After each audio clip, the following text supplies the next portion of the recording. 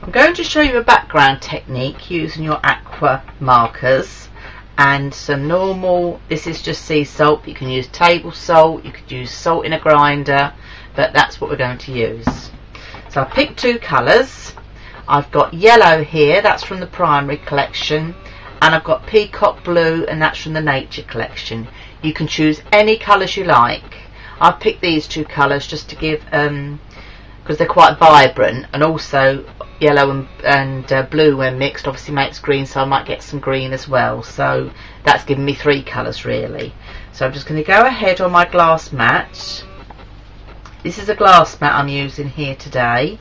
You can go ahead and use a craft mat, not the craft mat that you work on, a craft mat as in the messy type that you do your messy work on, craft sheet I think it's called.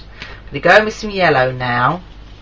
Now you'll notice that I'm not touching where the blue is. Now this is because I don't want to cross-contaminate my pens. Now if this does happen by accident when you get carried away, do not panic. The way you can get round it is just on a scrap of paper, keep colouring with your pen till the colour's gone and it will come through.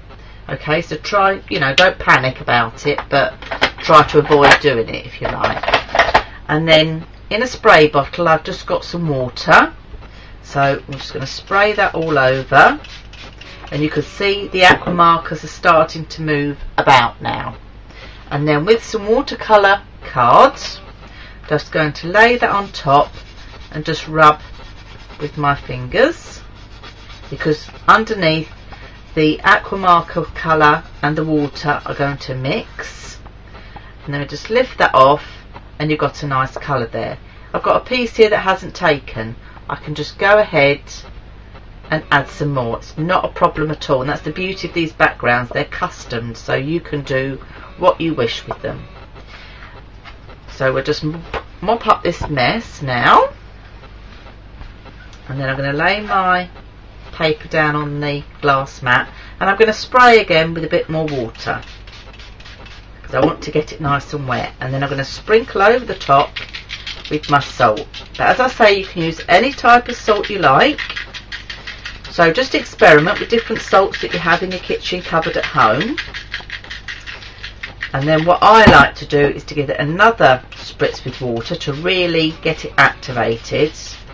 And then the only thing with this is you need to let it dry naturally.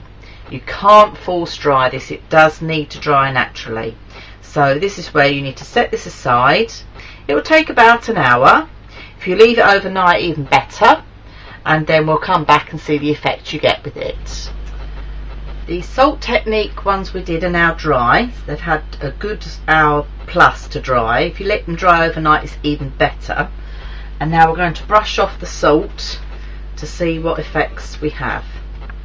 So we'll do this one first.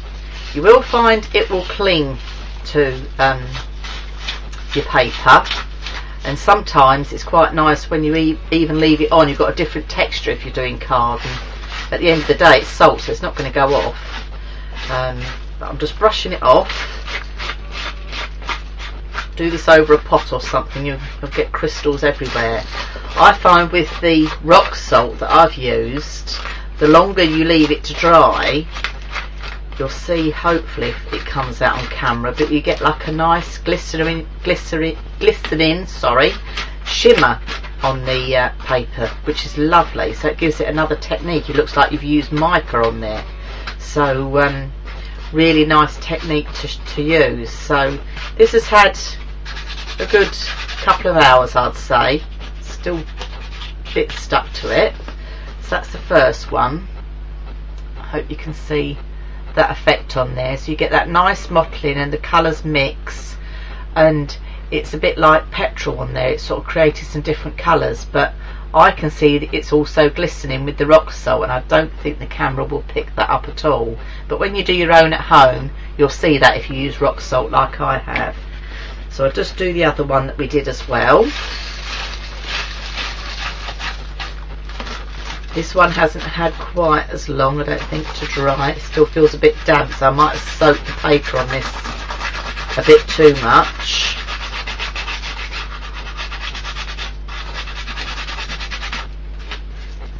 got some nice sort of mottled effect. It really is, I suppose. It's strange, really. It's a lovely effect to use, and of course, you know, something that you've got in your everyday cupboards that you can just give a different effect to your backgrounds for cards, etc. You know, you've only got to put a nice sentiment on there and ribbon perhaps, or a flower, and you've got a nice card you can give away. So that's the second one again. So two totally different looks, but using the same technique, and every time you do it, it will look totally different each time. So that's the salt all rubbed off, our salt technique with the aqua markers. So I'm Dawn from Dawn's Inspirations. If you'd like to see some of the other techniques using the Spectrum Noir Aqua Markers, do pop over to my website, dawnsinspirations.com, and there's lots of short little videos there that you can have a look at to give you some ideas to use your Spectrum Noir Aqua Markers to make some different backgrounds and different techniques. So bye bye for now.